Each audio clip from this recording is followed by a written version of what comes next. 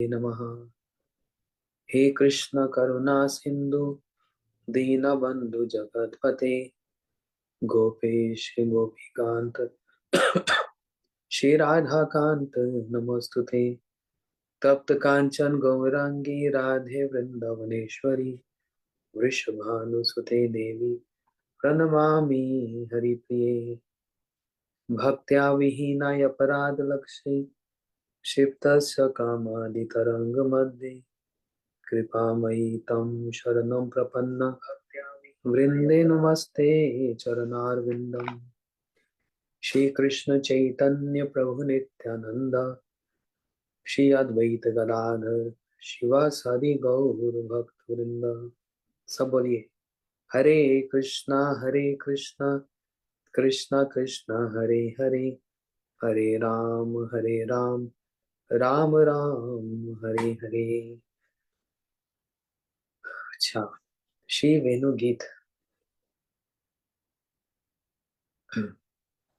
श्रीमद् भागवत जी के दशम स्कंद में बड़े सुंदर रूप से सुखदेव गोस्वामी जी ने एक गीत का वर्णन किया। वो कौन सा गीत है? वेणु गीत। ऐसे दशम स्कंद में 5 गीत हैं। गीता नहीं, गीता तो श्री कृष्ण ने कही। और कृष्ण जो गीता कह रहे हैं वो गीता क्या उपदेश दे रहे हैं। तो श्री कृष्ण का स्वभाव ही है, नेचर ही है उपदेश देना। भले ही उस उपदेश में राधा जी का स्मरण है, फिर भी उपदेश तो उपदेश है। ऐसे करो, ये करो, वो करो, इसलिए वो गीता है। परंतु भागवत जी में ये 5 गीत हैं जिसको वेणु गीत, प्रणय गीत, युगल गीत, गोपी गीत, भ्रमर गीत, ये 5 प्राण है। हमारे शरीर में 5 प्राण है, 5 लाइफ ईयर्स। ये 5 प्राण यदि ना हो तो शरीर जीवित नहीं रह सकता। ऐसे ही भागवत जी में ये 5 प्राण है, पंच प्राण। अगर ये 5 प्राण निकाल दिए जाए तो भागवत जी में कुछ बचा नहीं। इन पंच प्राण में वेणु गीत बड़ा एक महत्वपूर्ण गीत है। कितना इंपॉर्टेंट है आप लोग सुन ही रहे हैं। इस वेणु गीत की क्या एक महिमा है, क्या इंपॉर्टेंस है, जहां पर गोपियों के हृदय की भावना प्रकट हो रही है। जैसे उदाहरण में हम लोगों ने सुना, बहुत भारी शब्द कोई अंदर चला गया और अंदर जो था वो बाहर निकल रहा है। वेणु की, वेणु नाद, वेणु की वो जो ध्वनि है वो इतनी भारी, भारी मतलब उसकी जो गरिमा है, उसका जो एक महत्व है, उसका इंपॉर्टेंस जो है वो इतनी बड़ी है कि गोपियों ने अपने हृदय में जो प्रेम छिपा रखा था वो छिपा नहीं पा रहा, अब वो निकल रहा है बाहर, ओवरफ्लो हो रहा है। वही वेणु गीत है। कितना सुंदर इसका वर्णन और हम उसको श्रवण कर रहे हैं। कल की कथा में हम लोगों ने सुना, नटवर वपो, कृष्ण का शरीर, शरीर नहीं बोलते, कलेवर बोलते हैं सभ्य भाषा में। मेरे साथ साथ आप भी अच्छे हिंदी के शब्द सीख जाएंगे। श्री कृष्ण का जो कलेवर है वो कैसा है? नटवर वपु, जैसे साधारण नहीं, नृत्य कर रहा है। और कृष्ण नृत्य कब करते हैं? जब वो राधा जी को प्रसन्न करते हैं। अब जब कृष्ण नृत्य कर रहे हैं तो साथ साथ क्या नृत्य कर रहे हैं? कान के कुंडल, कुंडल भी कैसे? मकराकृत कुंडल। जब जब कृष्ण के कुंडलों का वर्णन आता है, उसमें सबसे बेस्ट और सबसे इंपॉर्टेंट जो माने जाते हैं वो मकराकृत कुंडल। मकर मतलब होता है शार्क, शार्क जैसे कुंडल। वो कुंडल भी नाच रहे हैं। कृष्ण का जो पीताम्बर है गले में धारण किया वो भी नाच रहे हैं। उनके नेत्र भी नाच रहे हैं। उनके सुंदर सुंदर जो केश हैं अलकावलिया वो भी नाच रही हैं। चरण भी नाच रहे हैं। कमर में बांधी हुई जो किंकनी वो भी नाच रही है। चरणों में जो नूपुर धारण कर रखी है वो भी नृत्य कर रही है। तो कौन नाच रहा है, कौन नचा रहा है? पूरा शरीर ऊपर से नीचे तक और सारे आभूषण, सारे वस्त्र भी साथ साथ नृत्य कर रहे हैं। ये है नटवर वपु। उसके बाद कर्ण्यो कर्णिकारम। आशा करता हूं आप लोगों ने ये श्लोक याद कर लिया होगा। नहीं किया तो कर लो, एक दिन में कर लो। तीसरा शब्द बताया कर्ण्यो कर्णिकारम। इसका मतलब क्या? बोलते हैं जब कृष्ण वन में प्रवेश करते हैं तो कानों में एक कनेर का पीला फूल धारण करने से उनके निरूपम किशोर माधुर्य और भी वर्धित हो जाता है। कान के कुंडल, वो कुंडल कैसा है? कनेर का फूल। कनेर का फूल पीले रंग का होता है। वो धारण करने से कृष्ण का निरूपम, निरूपम मतलब उनके तुलना के समान और किसी का ऐसा रूप नहीं है। वो किशोर माधुर्य और भी बढ़ जाता है। कृष्ण की सुंदरता और भी बढ़ जाती है। ये है कनेर का फूल। अब इसके संबंध में क्या कह रहे हैं? कनेर के फूल को कर्णिकार कहते हैं। कर्ण्यो कर्णिकारम। इसकी विशेषता क्या है, इंपॉर्टेंस क्या है? ये पीले रंग का होता है और भीनी भीनी सुगंध वाला मधुर पुष्प होता है। ये कनेर का जो फूल पीले रंग का आप लोगों ने कब देखा हो और बड़ा सुंदर सुगंधित वाला होता है। और इसकी एक विशेष बात यह है,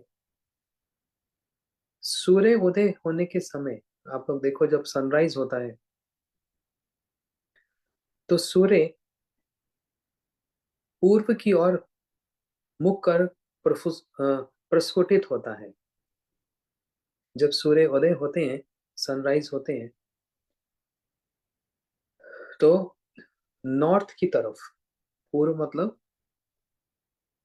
अ, पूरा पश्चिम नहीं, अ, हाँ, जब सूर्य उदय होते हैं तो पूरब की ओर मुख करके खिलता है सूर्य। और जैसे जैसे सूर्य अ, दक्षिण की ओर से घूमता हुआ पश्चिम की ओर गमन करता है। दक्षिण समझते हैं क्या? साउथ। और पश्चिम मतलब वेस्ट। सूर्य की जो गति है, क्या कहना चाह रहे हैं, सूर्य जब उदय होते हैं तो सामने जो कहाँ से उदय होते हैं? ईस्ट, है ना? ईस्ट से, उत्तर से अ, सूर्य उदय होते हैं और वो घूमते घूमते घूमते फिर पश्चिम की ओर गमन कर जाते हैं, वेस्ट की ओर चले जाते हैं, ईस्ट से वेस्ट। उसी प्रकार, नहीं, उसी समय वो कान में जो कनेर का जो फूल है वह भी सूर्य की ओर मुंह करता हुआ पश्चिम की ओर मुंह कर लेता है, वेस्ट की ओर मुंह कर लेता है। मतलब कहने का मतलब समझा रहे हैं कि जैसे जैसे सूर्य अपनी गति से चलते हैं वो कान का फूल भी, कनेर का फूल भी, उसकी मूवमेंट भी, उसकी गति भी सूर्य की तरह वो भी ऐसे ऐसे अ, चलती रहती है, घूमता रहता है वो फूल भी। और जैसे ही सूर्य जब अस्ताचल को गमन करता है, सूर्य जब सनसेट हो जाते हैं तो ये कान में जो फूल है वो भी बंद हो जाता है। इसका मतलब क्या? कर्ण्यो कर्णिकारम। कैसा सुंदर ये पुष्प है जो सूर्य की गति के अनुसार ही चल रहा है, और जहाँ सनसेट होता है तो वो फूल भी सनसेट हो जाता है, फूल भी बंद हो जाता है। तो कर्ण्यो कर्णि कारण, इसका मतलब क्या बताया? इसका गूढ़ अर्थ ये है कि जो श्री कृष्ण, जिनको कहा गया रसिक शेखर, कृष्ण को साधारण शब्द नहीं कहा जाता, रसिक शेखर कृष्ण।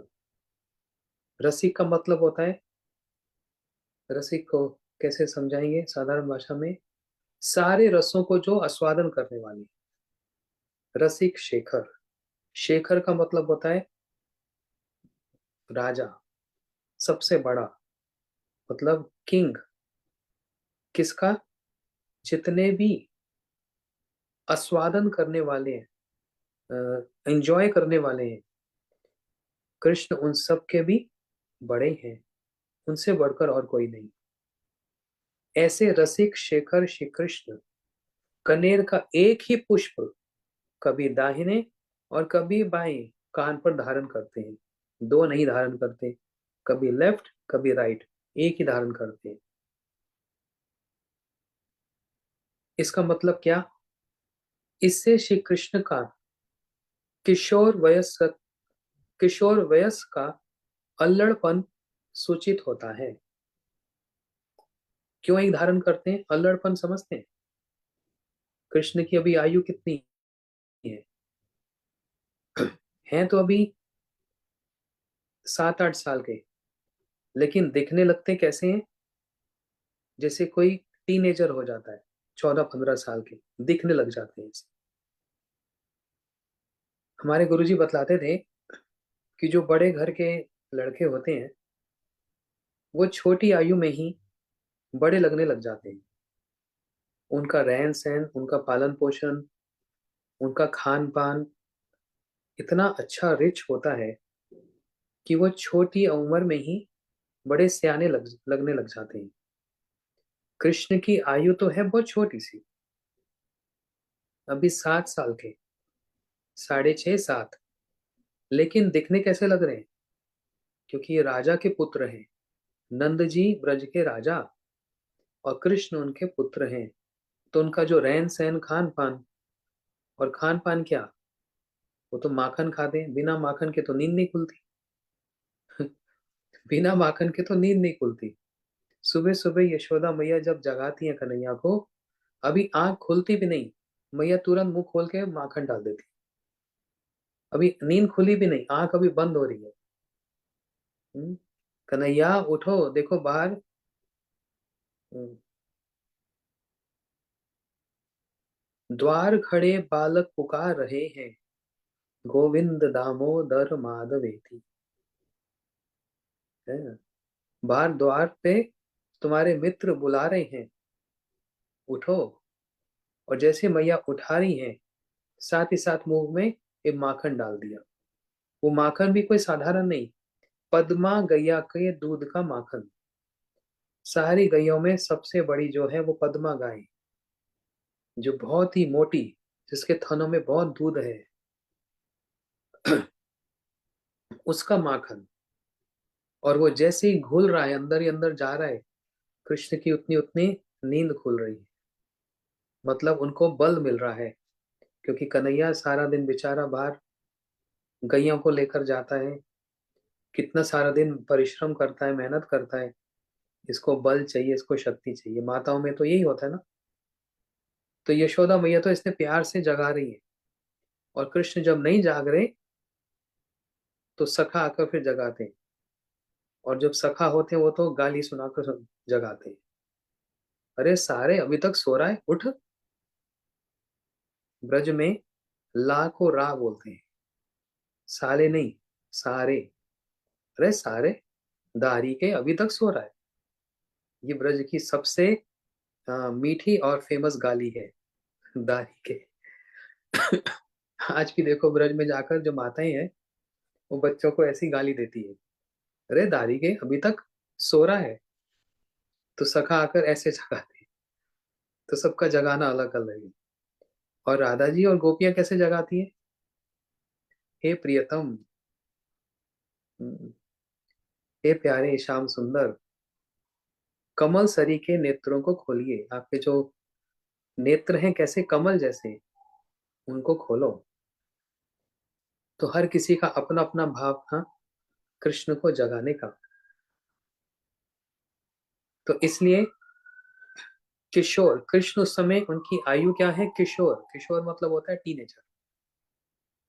और किशोर अवस्था का एक स्वभाव होता है अल्लड़पन। अल्लड़पन समझते हैं? हमारे जो हिंदी भाषी वो समझ जाएंगे अल्लड़पन क्या होता है।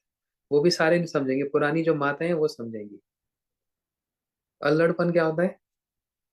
किसी की कोई परवाह नहीं है और थोड़ा सा कुछ है, चंचल कुछ करना, इसको बोलते हैं अल्लड़पन। जैसे हमारे ग्रंथ में बताया, किशोर और किशोरी, कृष्ण है किशोर और राधा जी हैं किशोरी, मतलब दोनों ही टीनेजर हैं। इस एज में स्वभाव क्या होता है? होता है किसी की बात नहीं सुनना। इस इस आयु का, इस उम्र का स्वभाव क्या है? मैं किसी की बात नहीं सुनूंगा, जो करूंगा अपने मन की करूंगा, ये स्वभाव। इसलिए कन्हैया किसी की बात नहीं सुनते, राधा जी किसी की बात नहीं सुनती। हाँ? दोनों ही अपने उस प्रेम में ही मग्न है, बस अपने ही उस प्रेम में मग्न है। अल्लड़पन एक बड़ा अच्छा शब्द है ये, पहले सुना करते थे हम लोग, माताएं बोलती थी अल्लड़पन। उसी प्रकार कृष्ण एक कान में जो पहनना तो दोनों कानों में चाहिए था, लेकिन एक कान में जो पहन रही है अल्लड़पन है। हमें किसी की परवाह नहीं, हम तो एक ही पहनेंगे। हाँ, जो निश्चिंत है, कोई भय नहीं है, और बस अपने आप में ही रहने वाला ये अल्लड़पन। थोड़ा सा, थोड़ा थोड़ा इस शब्द का क्लोज एक अर्थ ये है। अच्छा, कह रहे हैं कृष्ण के इस किशोर आयु का अल्लड़पन सूचित होता है एक कान में डालना। और दूसरा क्या? अट्टालिकाओं के ऊपर, अट्टालिका क्या होती है? बैल्कॉनी। बालकनी होती है घरों में। अट्टालिकाओं के ऊपर जिस दिशा में अनुरागवती ब्रज गोपियां होती हैं, उसी और के कान पर उस पुष्प को धारण करने से ब्रज गोपियों के प्रति प्रगाढ़ प्रीति भी इंगित होती है। दो कारण बताए, कान में, एक कान में वो पुष्प क्यों डालते हैं। एक तो बताया अल्लड़पन है, किशोर अवस्था का अल्लड़पन। दूसरा क्या बताया? अट्टालिकाओं में, मतलब उन बालकनियों में जहाँ कृष्ण के प्रति अनुराग रखने वाली जो गोपियां हैं, जिस दिशा में वो होती हैं, उस दिशा पर वो कान का पुष्प डालते हैं। कृष्ण चल रहे हैं, चलते चलते ना, कृष्ण अपने बड़े भैया बलराम जी के साथ चल रहे हैं, और चलते चलते बलराम जी से कहते हैं भैया आप आगे चलो। बलराम जी ने कहा क्यों कन्हैया, हम एक साथ चलेंगे ना। तो कन्हैया का बहाना क्या? आप बड़े भैया हो ना, मैं आपके साथ कैसे चल सकता हूँ? बड़े भैया को तो आगे होना चाहिए, पीछे छोटे को पीछे होना चाहिए। तो बलदेव जी दाऊ भैया सोच रहे हाँ कन्हैया हमारा कितना मान, कितना सम्मान, हमको बड़ा। और ऐसी बात नहीं, कन्हैया दाऊ जी का, बड़े भैया का सम्मान नहीं करते, लेकिन जब गैया को लेके जा रहे हैं तो बड़े भैया दाऊ जी को आगे रखते हैं। अगर बड़े भैया बलराम जी साथ चलेंगे तो कृष्ण गोपियों को कैसे देखेंगे? तो पता लग जाएगा, थोड़ी सी आंख इधर उधर हो ही गई तो पता लग जाएगा कन्हैया किसको देख रहे, कहाँ देख रहे। तो थोड़ी सी लज्जा है, बड़ों के सामने थोड़ी सी लज्जा है। तो इसलिए बलरेव बलराम जी को कहा आप आगे चलो, मैं आपके पीछे चलूंगा। बलराम जी भी समझ गए, और बलराम जी आगे चले गए और कन्हैया पीछे पीछे। अब पीछे रहने का मतलब क्या? अब तो बड़े आसानी से जिसको देखना देख सकते हैं। किसको देख रहे हैं? गोपियां वहां अपनी निगाहें बिछाए बैठी हैं, कृष्ण के आने की प्रतीक्षा कर रही हैं कि कभी श्याम सुंदर यहाँ से आएंगे अपनी गैयों को लेकर, और वो गैयों के पैरों से जो धूल आकाश में उड़ेगी। कितने कितनी गैया? 9 लाख गाय। और 9 into 4, 36 लाख पैरों की धूल, गैयों के चरणों की धूल। इतनी आकाश में धूल ही धूल हो जाए।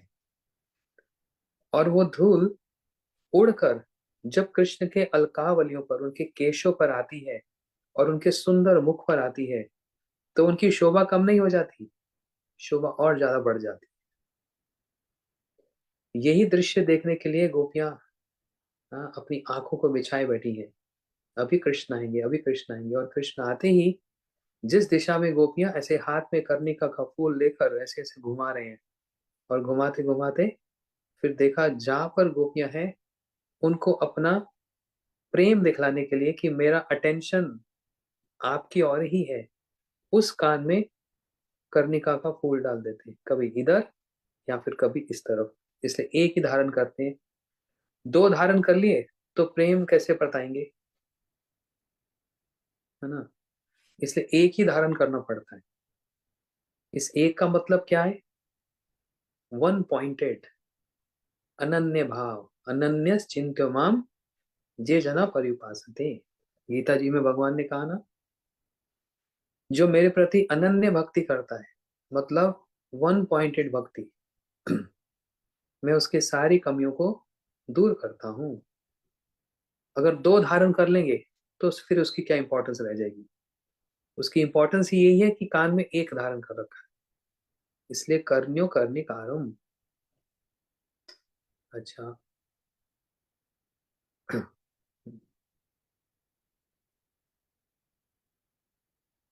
जैसे ये पुष्प, कर्णिका का पुष्प, ये तो पृथ्वी पर होता है, लेकिन इंडिकेट, इंगित किसको करता है? आकाश में जो सूर्य हैं उनको इंडिकेट करता है। उस सूर्य की ओर जैसे जैसे वो सूर्य चलता है, ये पुष्प भी उसी डायरेक्शन में ही अपना मुंह को घुमाकर चलता है। इसका मतलब ये पुष्प सूर्य के प्रति अपना अनुराग दिखलाता है। मैं सूर्य से कितना आसक्त हूँ, मेरा सूर्य के प्रति कितना अनुराग है, ये कर्णिका का पुष्प उसको प्रदर्शन करता है, उसको दिखलाता है। बोलते हैं उसी समय, उसी प्रकार कृष्ण भी वन से जब अपने घर आते हैं, महल में आते हैं, तो अट्टालिकाओं के ऊपर गोपियों की ओर कान पर कनेर का पुष्प को धारण करके उनके प्रति हृदय की प्रीति को सूचित करते। रह तो सकते नहीं, कहीं ना कहीं अपना हृदय तो खोल कर रखना है। बोल तो सकते नहीं, कैसे बोलेंगे सबके सामने, लेकिन कहीं ना कहीं अपने हृदय के प्रेम को प्रदर्शित तो करना है, एक्सप्रेस तो करना है। और अगर एक्सप्रेस नहीं करेंगे तो क्या होगा? हृदय में भार रहेगा। इतना भार हो जाता है, इतना भार हो जाता है, जब तक उसको एक्सप्रेस ना करो हल्का नहीं होता। हाँ, तो कैसे एक्सप्रेस करते हैं? एक पुष्प, इसका मतलब वृंदावन का एक पुष्प भी भावना रखता है। और वो पुष्प भी किस प्रकार से राधा कृष्ण के मिलन में एक इंस्ट्रूमेंट है, एक सहयोगी, एक सहयोग देने वाला है। एक पुष्प भी नहीं तो एक फूल की क्या इंपॉर्टेंस है? खिले हुए हैं चारों तरफ, लेकिन उसको उठाकर जो कृष्ण अपने कान में डाल देते हैं, उस पुष्प भी राधा कृष्ण के मिलन में ऐसे सहायता करते हैं। तो ये है अपने हृदय को गोपियों का और राधा जी के सामने प्रकाशित करने का सुंदर एक ढंग। तो वरहा पीडम नटवर वपो कर्ण्यो कर्णिकारम। फिर आता है विभिद्र वासः कनक कपिशम। जो लोग उच्चारण नहीं कर पा रहे थे उनके लिए हमने ग्रुप में श्लोक सुना दिया है। अब उसको सुनते जाओ, सुनते जाओ, सुनते जाओ, और इस प्रकार से याद हो जाएगा। फिर बताया विभिद्र वासः कनक कपिशम। ये भी बड़ा सुंदर एक शब्द है। नटवर श्याम सुंदर के नवजल धर विंदित श्याम अंगों पर तपे हुए सोने की भांति अत्यंत सुंदर पीतांबर सुशोभित हो रहा है। क्या बोल रहे हैं? कृष्ण जो नटवर हैं, नटवर मतलब एक भजन है ना, ये गाती है हमारे फरीदाबाद की माता ही गाती है ना, सचदेवा माता गाती, नटवर नागर रंगा भजो रे मन गोविंदा। और ऐसे पीले पीताम्बर पे बहुत सारे भजन है, ये लोग गाते रहते हैं। लेकिन उसका इंपॉर्टेंस क्या है, उसका सिग्निफिकेंस क्या है, उसकी क्या इतनी गरिमा है, उसका गुरुत्व क्या है? कृष्ण ऐसे हैं जैसे नव जलधर मेघ, काले काले मेघ, और उनके अंग पर तपाया हुआ सोने की भांति अत्यंत सुंदर पीताम्बर क्या सुंदर शोभा को प्राप्त करता है। हाँ, पीताम्बर का रंग कैसा बताया? सोने को तपाया जाए, इससे ऐसा लगता है कि ब्रज गोपियों को बहुत प्यार करते हैं। कौन? कृष्ण। अच्छा, पीताम्बर धारण करने से ब्रज गोपियों का प्रेम से क्या मतलब? इससे क्या मतलब? हम कुछ भी पहने, वो पहनने से किसी के प्रेम से कोई मतलब रखता है? रखता है। इसी को यहाँ समझाया जा रहा है कि कृष्ण जो पीताम्बर भी धारण करते हैं, जो उनका फेवरेट जो अटायर है, जो उनका रंग है, उसके पीछे भी किसका चिंतन है? राधा जी का चिंतन है। तो कह रहे हैं कि जैसे कृष्ण अपने अंग पर पीताम्बर धारण करते हैं, इससे पता लगता है कि कृष्ण गोपियों से बड़ा प्रेम करते हैं। गोपियों का मतलब यहाँ पर विशेष करके राधा जी से। क्यों? वे पीत कांति के अनुरूप पीताम्बर धारण कर उनके प्रति अपने आंतरिक प्रीति को प्रकट कर रहे हैं। देखो, बार बार हम एक बात सुन रहे हैं, एक शब्द सुन रहे हैं, अपनी भावना को प्रकट करना, अपनी भावना को एक्सप्रेस करना। कृष्ण वो अपनी भावना को अंदर नहीं रख पा रहे, और क्यों अंदर रखेंगे?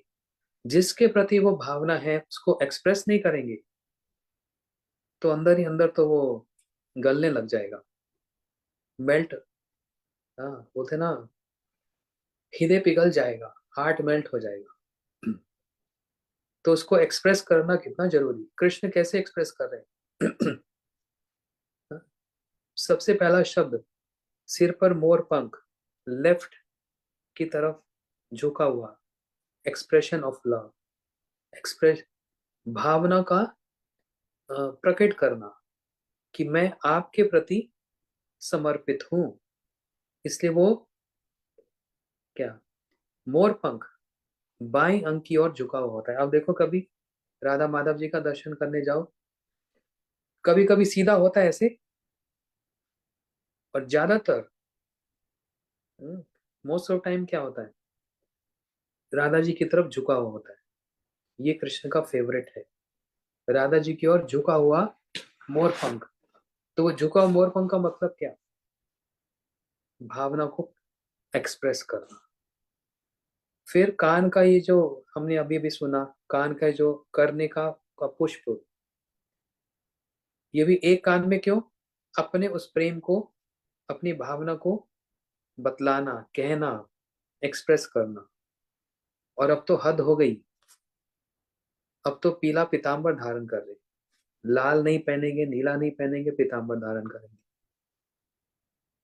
क्यों? राधा जी का जो रंग है, जो उनकी कांति है, वो कैसा है, कैसी है? तप्त कांचन गौरांगी। राधा जी का नाम है तप्त कांचन। तप्त कांचन मतलब पिघला हुआ सोने जैसा। राधा जी का रंग पिघला हुआ जैसा सोना, एकदम शाइनी, पीले रंग का। इसलिए कृष्ण वो पीताम्बर को धारण करते हैं। अ, किस लिए? जो मेरी राधा जी का रंग है, उसी को ही मैं अपने हृदय में अपने शरीर पर धारण करूंगा। इससे प्रसन्नता किसको होगी? किसके लिए धारण कर रहे हैं? राधा जी के लिए। और ये देखकर प्रसन्न कौन होंगी? राधा जी होंगी। ये भी एक और है अपने प्रेम को प्रकट करना, एक्सप्रेस करना। विभिद्रवासम कनक कपीशम व्यजंती स मालम। विभिद्रवासम कनक कपीशम, पीले रंग का पीताम्बर धारण कर रखा है। जैसे बलराम जी कौन से रंग का वस्त्र धारण करते हैं? हरे रंग का, लाल रंग का, काले रंग का? सब नहीं नहीं, बलराम जी धारण करते हैं नीले रंग का। क्योंकि बलराम जी का अनुराग किसमें है? बलराम जी की आसक्ति बस एकमात्र कृष्ण और कृष्ण की सेवा में। अब कृष्ण का रंग कैसा? नीला सा। राम जी का रंग कैसा है? हरे रंग का, लेकिन पूरा हरा ऐसे नहीं, घास जैसा नहीं। राम जी का रंग है श्याम, मतलब काला और हरा, डार्क ग्रीन। ये राम जी का रंग है। और कृष्ण कैसे हैं? डार्क ब्लूइश कॉम्प्लेक्शन, काला है और नीलापन उसमें, ऐसा उनका रंग है। इसलिए नीला कलर फेवरेट है। बलराम जी का फेवरेट है नीला रंग, क्योंकि इसको पहनने से कृष्ण के प्रति अपने अनुराग को प्रकट करते हैं। उसी प्रकार राधा जी का रंग कैसा है? सॉरी, राधा जी कौन से रंग की साड़ी पहनती है? ऐसे तो सब रंग की पहनती है, लेकिन कोई पूछा जाए आपका फेवरेट क्या है, तो राधा जी का फेवरेट है कौन से रंग की? मुंह हिलाओ सब, समझ जाऊंगा। हाँ, नीले रंग की। नील अवसान गौरी रूपे गुण धन्या। राधा जी नीले रंग की। क्यों नीले रंग की? कृष्ण को ही जैसे उन्होंने अपने हृदय में बसा लिया, उनको जैसे गले ही लगा लिया, वो नीला रंग धारण करके। और कृष्ण वो पीताम्बर धारण करके जैसे राधा जी को ही उन्होंने आलिंगन कर लिया, उनको अपने हृदय में बसा लिया, उनको गले लगा लिया। ये है पीताम्बर, ये है प्रेम का प्रतीक। जैसे शिव जी के गले में कौन सी माला है?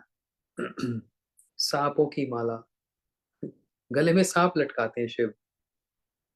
अब सांप लटकाने का क्या मतलब है? मतलब शिव जी के इष्ट कौन है? शेष भगवान, संकर्षण जी, शिव जी के जो इष्ट। इसलिए उन संकर्षण शेष भगवान के निकट जाकर शिव, शेष मतलब शेषनाग, वो शेष क्या करते हैं? भगवान की सारी लीलाओं को सब समय कहते रहते हैं, कहते रहते हैं, कहते रहते हैं। और शिव जी सब समय उन कथा को सुनते रहते हैं। इसलिए अपने जैसे गुरु, अपने इष्ट, उन शेष को ही अपने गले में धारण करते हैं कि उनका स्मरण बना रहे, उनका स्मरण बना रहे। अब इन लोगों के लिए ऐसा नहीं होता कि इनका ये भूल जाते हैं, नहीं, ये सब समय याद रखते हैं, लेकिन हमको सिखाने के लिए कि जिसके प्रति प्रीति है, जिसके प्रति प्रेम है, उसको कैसे एक एक माध्यम से, एक जरिए से धारण करके उसका स्मरण बना रहे, उसकी याद बनी रहे। कृष्ण वो पीताम्बर धारण करते हैं, राधा जी का सब समय स्मरण बना रहे। राधा जी नीले रंग की साड़ी पहनती हैं, कृष्ण का सब समय स्मरण बना रहे, क्योंकि कृष्ण को छोड़कर और कुछ नहीं सोचना चाहती, और कृष्ण उनको छोड़कर और कुछ नहीं सोचना चाहते। ये है मतलब पीताम्बर धारण करने का। कर्ण्यो कर्णिकारम विद्रवासं कनक कपीशम। आप देखो निधि वन, आप लोग गए? कौन कौन गए निधि वन? निधि वन गए, अच्छा, सब लोग गए। निधि वन क्या है? निधि वन राधा कृष्ण का क्या बोलते हैं, सबसे अंतरंग इंटीमेट स्थान है, जहां पर पुजारी रात को चूड़ियां, सिंदूर, ये सब सामान रखते हैं, और सुबह जब आते हैं तो सब बिखरा हुआ होता है। तो निधिवन जब आप गए तो देखा अंदर एक बड़ा सुंदर एक कुंज है, जैसे एक कुंज है और कुंज के अंदर एक कमरा है, प्राइवेट रूम। किसका? राधा जी और कृष्ण का, जहाँ पर रोज रात को राधा कृष्ण आकर वहां पर विश्राम करते हैं और सुंदर सुंदर लीला को करते हैं। निधिवन। अब श्री कृष्ण अपने हाथों से राधा जी का श्रृंगार करते हैं, कभी राधा जी श्री कृष्ण का अपने हाथों से श्रृंगार करती हैं। कहने का मतलब बहुत कुछ है कहने को, बस यहीं से इशारे से समझ जाओ, दोनों एक दूसरे की प्रेम सेवा करते हैं। और वो प्रेम सेवा करके ऐसा हृदय में इतना प्रेम उमड़ता है, इतना प्रेम उमड़ता है कि दोनों जो एकदम आलिंगन पाश में बद्ध है, मतलब गले लगे हुए हैं और एक दूसरे को छोड़ना नहीं चाहते। और ऐसे करते करते जब दिन हो आता है, अभी सूर्य उदय हुए नहीं, सूर्य उदय होने से पहले जो ब्रह्म मुहूर्त होता है, 1.5 घंटा पहले, उस समय वृंदा सखी, वृंदा जो कि पशु पक्षियों को नहीं, वृंदा जो पक्षियों को सिखाती है, वो वृंदा अब इन दोनों को अलग करना चाहती है कि भाई अपने अपने घर जाओ, अब दिन हो गया, रात बहुत जल्दी बीत गई। राधा कृष्ण को लगता है रात बहुत जल्दी बीत गई, इतनी जल्दी कैसे बीत सकती है। तो वृंदा जी अपने पक्षियों को प्रेरित करती है, इंस्पायर करती है, और वो पक्षी ची ची ची ची करके जोर से चिल्लाते हैं, जिसके इन दोनों की नींद अब टूट जाए और अपने अपने घर चले जाए, लेकिन एक दूसरे को छोड़ना ही नहीं चाहते, इतने प्रेम में बंधे हैं दोनों। प्रेम का बंधन, दोनों बंधे हैं, छोड़ना नहीं चाहते। और जबकि है कौन? राधा कृष्ण है कौन? एक ही तो है। जो कृष्ण है वही राधा जी है, जो राधा जी है वही कृष्ण है। दोनों में अंतर क्या है? कोई अंतर नहीं, एक ही है। एक ऐसी स्थिति आती है प्रेम की जहां पर दो नहीं रह जाते, एक ही हो जाते हैं। और राधा कृष्ण तो है ही एक। कृष्ण पूर्ण शक्तिमान, राधा पूर्ण शक्ति, कृष्ण पूर्ण शक्तिमान। राधा जी शक्ति हैं और कृष्ण शक्तिमान है, बस इतना ही अंतर है। जैसे आग के अंदर तेज भी होता है और रोशनी भी होती है, हम दोनों को अलग कैसे करोगे? नहीं कर सकते। वैसे ही राधा कृष्ण एक ही है, लेकिन प्रेम जताने के लिए, दिखलाने के लिए दो अलग अलग रूप धारण किए। तो कृष्ण राधा जी ही है और राधा जी कृष्ण ही है। तो अब दोनों एक दूसरे को छोड़ना नहीं चाहते। वृंदा सखी ने बड़ी कोशिश कर ली, मयूर, कोयल और शुक, तोता सब बहुत बोल रहे हैं। तब उस समय एक बंदरी आई, राधा जी की पेट बंदरी, जो राधा जी जिनको पालती हैं। उस बंदरी का नाम क्या? बहुत लोगों को याद है, जिसको याद नहीं तो याद कर लो। उस बंदरी का नाम है कखटी। कैसा नाम है ना? कखटी, कटकटी नहीं। वो लिख रही है कटकटी एक मैसेज में, कखटी, खा आता है उसमें।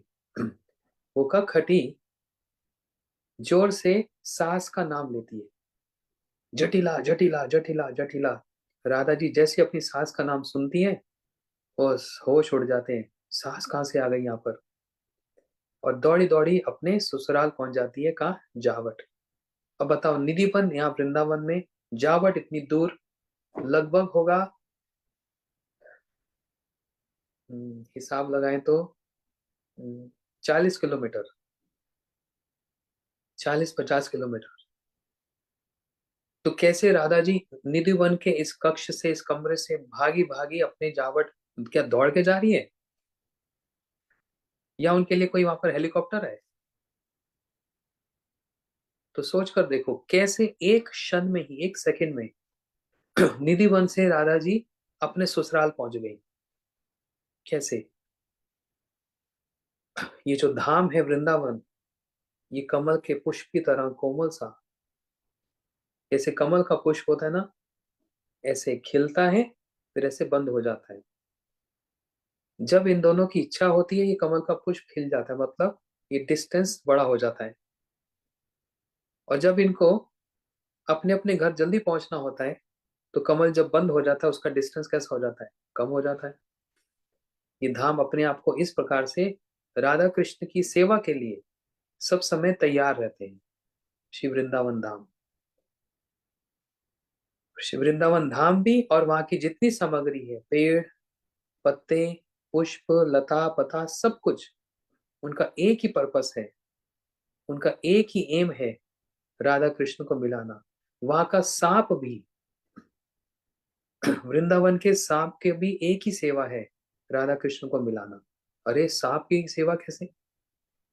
जब राधा जी मान करके रूठ कर दौड़ी दौड़ी जा रही हैं और कृष्ण उनके पीछे उनको मना रहे हैं, और कृष्ण चाहते हैं राधा जी आ जाएं, लेकिन राधा जी अब इतना गहरा मान धारण कर ली है कि अब लौट के नहीं देख रही, तो आगे एक ऐसे सांप नाग फन उठाता हुआ ऐसे खड़ा हो जाता है। और जैसे ही राधा जी नाग को देखती हैं, सांप को देखती हैं, तो भय लगता है। अच्छे अच्छे को भय लग जाता है, तो राधा जी को क्यों नहीं लगेगा? राधा जी जैसे ही वो सांप को देखती है, भय के कारण, डर के कारण, तुरंत लौट कर दौड़ी दौड़ी जाती है और कृष्ण को जाकर तुरंत गले से आलिंगन कर देती है। तो वो सांप ने भी क्या किया? राधा कृष्ण के मिलन की सेवा को करा। हम्म, तो ऐसे ही अ, क्या बतला रहा था? हाँ, कैसे राधा जी एक क्षण में जटिला का अपनी सास का नाम सुना और दौड़ी दौड़ी जावट चली गई, जो राधा जी का ससुराल है, और अपने कक्ष में जाकर सोने का बहाना कर रही है। सोई नहीं है, सोने का बहाना कर रही है। और कृष्ण दौड़े दौड़े गए नंदगांव और अपने कक्ष में जाकर सोने का बहाना कर रहे हैं। लेकिन ये हावड़ ताबड़ में जो भागे ना दोनों, एकदम घबराए हुए, नर्वस हुए, क्योंकि सास का नाम सुन लिया ना, तो ये भूल गए किसका कपड़ा, किसका जो चादर होती है, गले का जो वस्त्र, गल वस्त्र बोलते हैं, किसका पहनकर किसका लेके जा रहे हैं, होश ही नहीं, क्योंकि अब भाग रहे हैं वापस अपने अपने घरों में। तो राधा जी नीले रंग के साड़ी पहनती हैं, और जब दौड़ी हुई गई तो कृष्ण का पीताम्बर गले में लटका कर चली गई। अब जिस पीताम्बर पीताम्बर को कृष्ण ने धारण कर रखा, राधा जी उसको पहनकर छोड़ सकती है उसको? प्यारे श्याम सुंदर की सुगंध इसमें है, उनके अंग की गंध उसमें है, कैसे छोड़ें? उसको धारण करके, उसको पहनकर, हड़बड़ाकर राधा जी जावट चली गई, और सुबह सुबह सास उठाने आई, राधे, ओ राधे बहू। और जैसी आई कक्ष में, तो देखा, हाय मैं क्या देख रही हूँ, राधा के पास ये पीले रंग का पीताम्बर, ये कृष्ण से कब मिली? क्योंकि जानती है, सब लोग जानते हैं कृष्ण पीताम्बर धारण करते। हाय ये मैं क्या देख रही हूँ, राधा जी पे डाउट हो गया। तो ऐसी स्थिति में ललिता जी, जो सबसे बड़ी सखी हैं, राधा जी की सबसे क्लोज सखी, और विशाखा जी, ये दो सखियां सबसे क्लोज, ये आकर कहने लगी, अरे जटिला, अरे सास, माता बोलते हैं, अरे मैया, तेरे को ये पीला, नीला भी पीला दिख रहा है, ये तो नीला ही तो है। नहीं नहीं, झूठ मत बोलो, देखो ये पीला पीताम्बर। ललिता कहने लगी, विशाखा, ये जटिला ना अब थोड़ी सी बूढ़ी हो गई, और ब्रज में बूढ़ी को कहा जाता है डोकरी होना, ये डोकरी हो गई, इसको ना आंख से ठीक से दिखना कम हो गया। जटिला कहने लगी, चुप करो, अरे चुप करो, मैं कोई बूढ़ी नहीं हुई, मेरे को ठीक ठीक दिख रहा है, ये पीताम्बर है। ललिता जी ने कहा विशाखा जी से इशारा करके, अच्छा ये पर्दा खोलो तो सूर्य की रोशनी आएगी तो इसको ठीक से दिखेगा। उसी समय विशाखा जी ने इंगित किया, इशारा किया, किसको? अपनी एक दासी को, चलो पर्दा खोलो। जैसे ही वो पर्दा खोला, सूरज की रोशनी भीतर आई, तो ललिता जी कहने लगी, देखो जटिला, देखो सूर्य उदय हो गया, देखा सूर्य की किरण आ रही है। उनका ध्यान दूसरी तरफ बांटना चाहती है। और जटिला ने जैसे ही बाहर देखा सूरज की रोशनी आ रही है, तुरंत ललिता जी ने पीताम्बर हटा दिया, पीछे छिपा लिया, और राधा जी का नीले रंग का जो ओढ़नी वो सामने रख दी। एक सेकंड में ही। इसको बोलते हैं उसी समय प्रेजेंस ऑफ माइंड, और इतना एक्टिव, उसी समय डिसीजन लेना एट द स्पॉट, कैसे इसको हार्मोनाइज करना है, कैसे इसको ठीक रखना है। तो जटिला ने जैसे ही बाहर देखा सूरज की तरफ, फिर नीचे देखा राधा जी की तरफ, हाँ ये तो ठीक ही तो कह रही है बेटियां, ये तो नीले रंग का ही है। मैं ऐसे ही इसको पीला समझ रही थी, सच में मेरी आंखों में दोष हो गया, मेरे को ठीक से रंग दिखता नहीं। ठीक है, ठीक है। और जटिला शांत होकर चली गई, और राधा जी ने ली एक लंबी श्वास, आज तो बच गई। और आज क्या, इनका तो रोज ही, कभी कब बच गए, कभी कब बच गए, आज तो बच गए। ललिता, आज तुमने हमको बचा लिया। ये तो इधर हो रहा है। और नंदगांव में क्या हो रहा है, यशोदा मैया सुबह कन्हैया को जगाने आई। अरे कन्हैया, अरे लाला जाग, देख माखन लाई हूं, कन्हैया उठ, तेरे सखा बाहर खड़े हैं। और मैया ने देखा है, ये कन्हैया ने नीले रंग का वस्त्र क्यों धारण कर रखा है, ये तो पीताम्बर धारण करता है पीले रंग का, इसकी ओढ़नी नीले रंग की कब से हो गई, ये क्या है। उस समय जो छोटे छोटे जो कृष्ण के सखा, उनको बोलते हैं प्रिय नर्म सखा, जो राधा कृष्ण के प्रेम को और मिलन को अच्छे से समझते हैं, उन्होंने आकर यशोदा मैया से कहा, यशोदा मैया, ये कन्हैया ना दाऊ भैया के साथ, बलराम जी के साथ बहुत खेलता है। दोनों भाई ऐसा खेलते हैं, ऐसा खेलते हैं, कभी खेल खेल में एक दूसरे की ओढ़नी पहन के आ जाते हैं। देखो, कल इतना खेल रहे थे बलराम जी के साथ, दाऊ भैया की बलराम जी की ओढ़नी उठाकर ले आए। तब यशोदा मैया सोचने लगी, ओ हाँ ठीक ही तो है, बलराम भी तो नीले रंग के वस्त्र धारण करते हैं।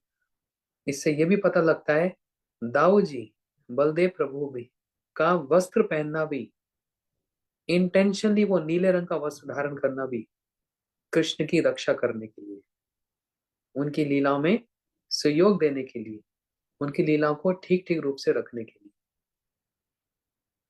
तो ये विभिद्र वासम कनक कपीशम, ये पीताम्बर का तो बड़ा खेल है।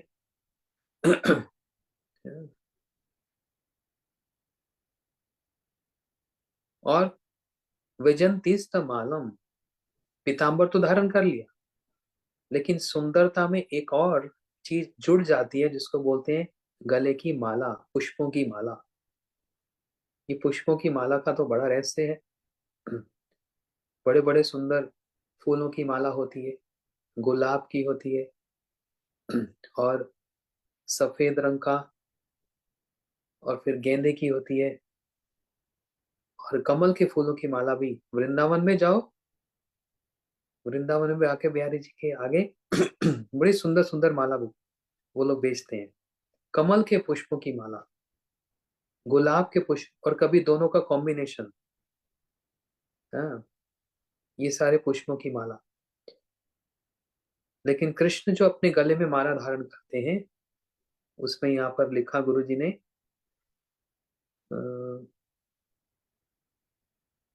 5 या 7 पुष्पों की गुथी हुई जो माला होती है, उसको कहते हैं वजंती माला, जो उनके गले में मृदु मधुर आंदोलित हो रही है।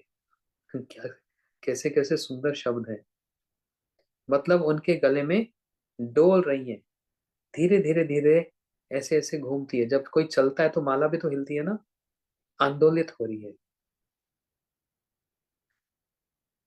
ये माला का तो बड़ा चक्कर। कैसे माला का चक्कर, कभी कभी कृष्ण राधा जी के कुंज में जब आते हैं, और कहाँ से आ रहे हैं, चंद्रावली जी के यहाँ से आ रहे हैं। अब जहां जाएंगे कोई बिना माला के छोड़ेगा। चंद्रावली अपने हाथों से सुंदर माला बनाई, बड़े अपने सुंदर हाथों से ही माला और उस माला को कृष्ण को अर्पण किया, पहनाया।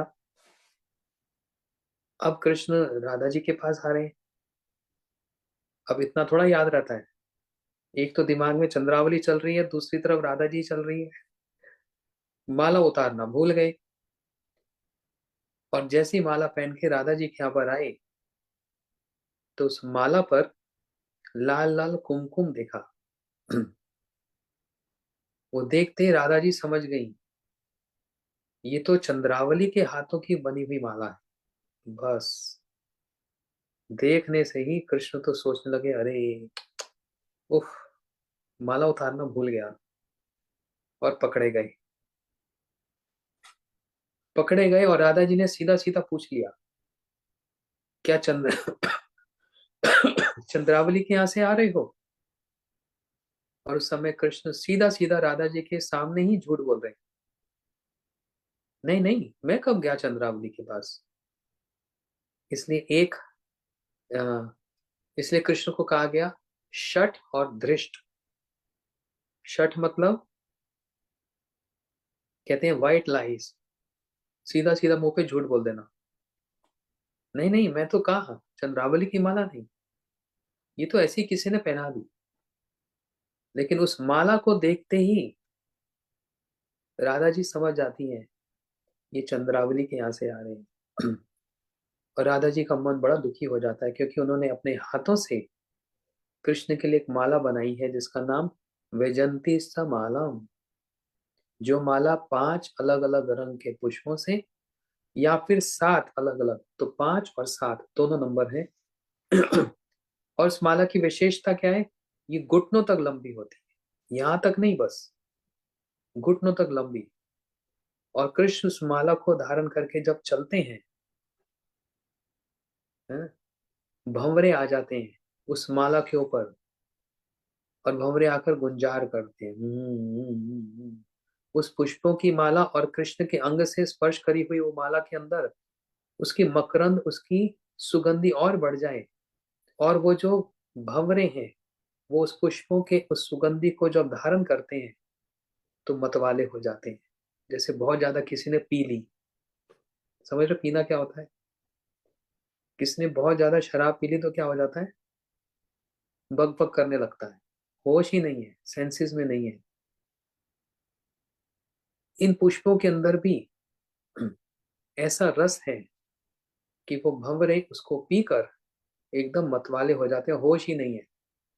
और फिर सब जगह कहते फिरते हैं, देखो देखो हमने क्या देखा, कृष्ण राधा जी से इतना प्रेम करते हैं, राधा जी कृष्ण से इतना प्रेम करती हैं, बस यही गुंजार करते रह जाते हैं। और जब कृष्ण वो उस माला को पहन के चले, तो वो माला अपने आप ही हिलती है, जैसे झूलन हो रहा। हाँ, इसको इमेजिन करके देखो, कोई लंबी सी माला पहन के जा रहे हो, और आप चलो तो माला कैसे आंदोलित होती है। वो घूमती है, झूलती है। तो ये है इसका अर्थ, व्यजंती मालम।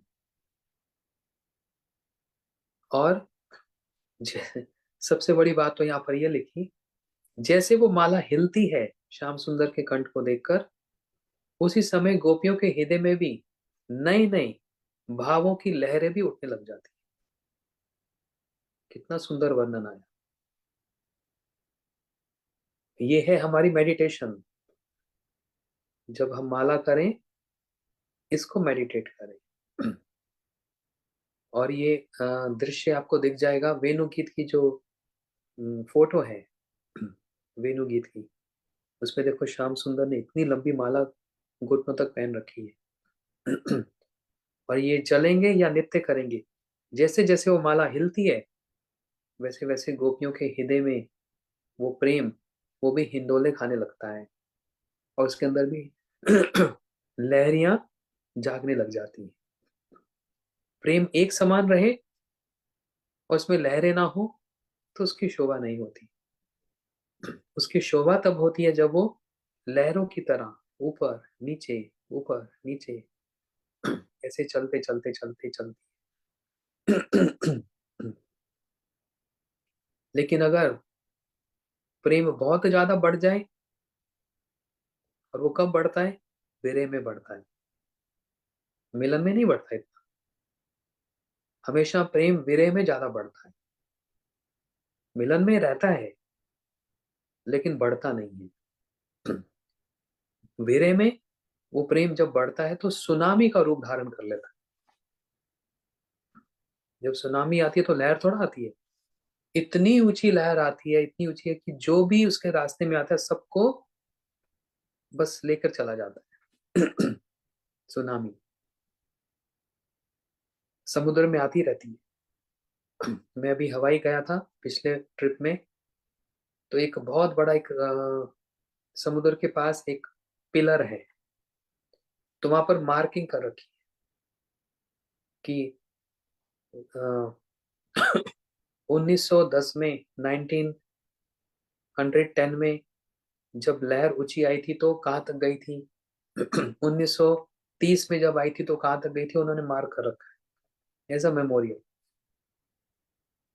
लेकिन अभी जो सुनामी आई थी उसकी सबसे ऊंची लहर इतना ऊपर मार्किंग कर रखी थी, उसको देखने से ही चक्कर आ रहा था, इतनी ऊपर लहर कोई आ सकती है। ऐसे ही गोपियों के हृदय में वो प्रेम की लहर इतनी ऊंची जाती है कि उसके मार्ग में जो भी आता है उस सबको समाप्त कर देती है। क्या मतलब मार्ग में जो भी आता है? लोक लज्जा, समाज का भय, अपना संकोच, हेजिटेशन, ये जितनी भी चीजें उस प्रेम के मार्ग में आती हैं सुनामी के, वो सब समाप्त हो जाती हैं। क्योंकि इस समय कृष्ण के विरह में वो प्रेम इतना ऊंचा, इतना ऊंचा, इतना ऊंचा, इतना ऊंचा हो रहा है कि सुनामी का रूप धारण कर लिया। और फिर वो गोपियां बड़बड़ाती हैं। गोपियों का बड़बड़ाना क्या है? गोविंद दामोदर माधवेति, गोविंद दामोदर माधवेति, श्री कृष्ण गोविंद हरे मुरारे, हे नाथ नारायण वासुदेव। जीवे पवित्रम, इसको गाएंगे हम एक बार। इसमें 75 श्लोक्स हैं। गोविंद दामोदर माधवेति। मैं अभी अभी सुना, इतना अच्छा लगा, इतना अच्छा लगा, इतने उसके अंदर भाव हैं कि उसको एक बार गाने की इच्छा है। जीवे पविश्राम तम आप्त देव, जीवे पविश्वातमृत एत एव, गोविंद दामोदर माधव। इसको हम लोग गाएंगे, बड़े सुंदर भाव है। कृष्ण की सारी लीला इन 70-75 श्लोकों में।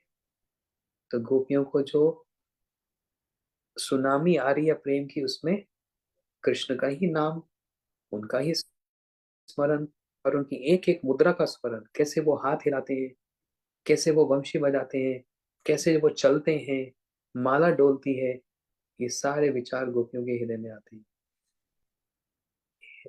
ये है वेणु गीत।